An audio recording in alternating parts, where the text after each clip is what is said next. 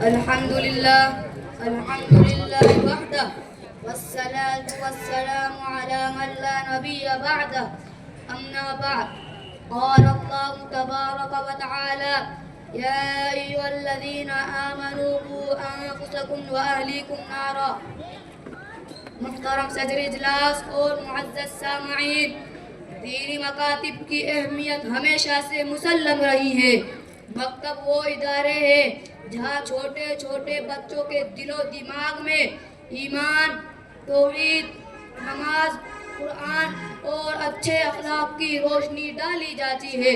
یہ اسلامی تعلیم کے ابتدائی مراکز ہے جہاں ہمارے بچوں کو دین کے بنیادی اصول سکھائے جاتے ہیں اور انہیں اچھا مسلمان بنانے کی تربیت دی جاتی ہے.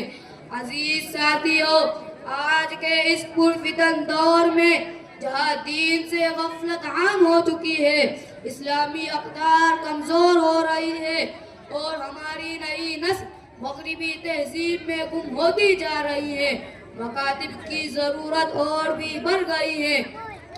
مگر افسوس، ہمارا معاشرہ مکاتب کی اہمیت کو نظر انداز کر رہا ہے.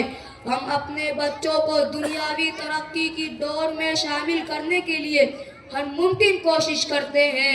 انہیں اسکول بھیجتے ہیں، مختلف کورسز کرواتے ہیں اور ٹیوشن سینٹر میں داخل کراتے ہیں، لیکن انہیں دینی تعلیم دلانے کی فکر نہیں کرتے.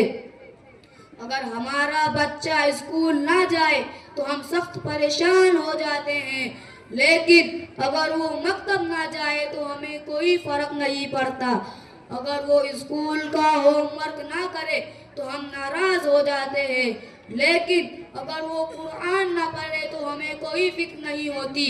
ہم اپنے بچوں کی دنیا بنانے کے لیے ہزاروں روپے خرچ کرتے، لیکن ان کا دین مضبوط بنانے کے لیے ہمارے پاس کوئی بجٹ نہیں ہوتا. بے شک دنیاوی تعلیم ضروری ہے، مگر دینی تعلیم کو نظر انداز کر کے نہیں.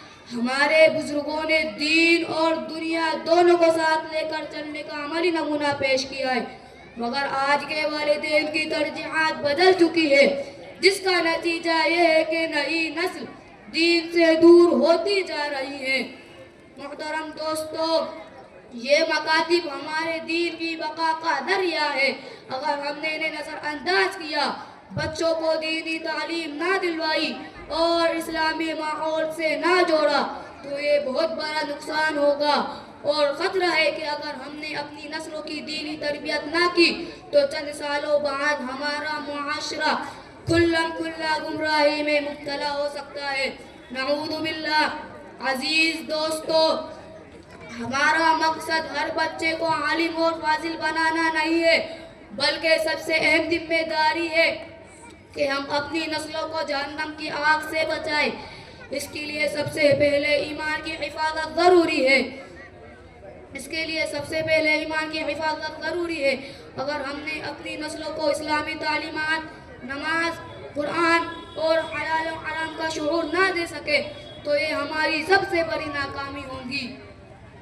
اگر ہمارے بچوں کے پاس بڑی بڑی ڈگریاں ہو مگر وہ ایمان کی لذت، قرآن کی روشنی اور حلال و حرام میں فرق نہ جانتے ہیں تو وہ بظاہر کامیاب ہوگے مگر حقیقت میں ناکام رہیں گے.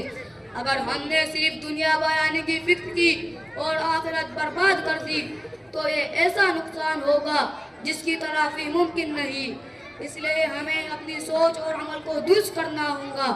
ہمیں اب دین کو اپنی زندگی کا بنیادی ستون بنانا ہوگا اور اپنی نسلوں کو ایمان، تقوی اور اسلامی اقدار سے جوڑنا ہوگا تاکہ وہ دنیا اور آخرت میں کامیاب ہو سکے.